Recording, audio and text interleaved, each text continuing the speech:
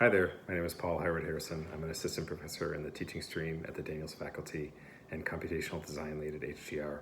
I teach a mixture of studio, seminar, and lecture classes, typically dealing with computation, design, and artificial intelligence. And I also practice. I design buildings day to day, typically large-scale institutional buildings. And between my teaching and my research and my practice, I'm always thinking about how we can design better buildings, using the tools that we have at hand. Whereas, 50, 100 years ago, those tools might have been, a pad of paper or a pen or a drafting table or a T-square. Now the tools that we have are artificial intelligence and computation in general. And I'm invested in figuring out the ways that we can, use all of those tools to design better buildings.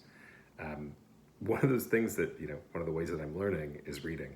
And I think reading is really critical, and I try to approach reading to really fill in the gaps.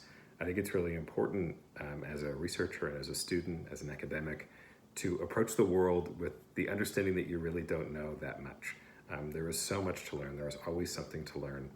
And I think that approaching the world with a sense of humility is a really important step in becoming an academic, becoming a researcher, becoming a student. So I am constantly filling in the gaps in my own knowledge through reading. Another way that I fill in the gaps is, when I'm reading a novel, let's say. A novel is a set of words on a page that describes a scene, but when I read that novel, my brain reconstructs the scene in my head. In a sense, I'm kind of co-creating with the novel. And for me, that's a really rich interplay.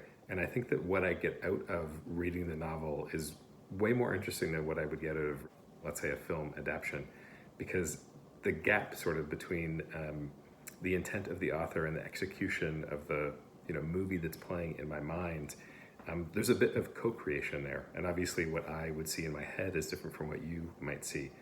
And for me, that's really interesting.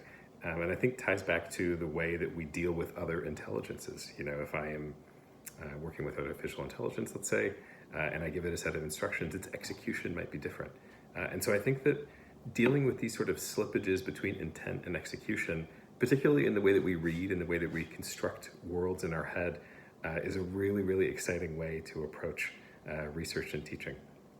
So I hope to see you all soon. Thanks so much.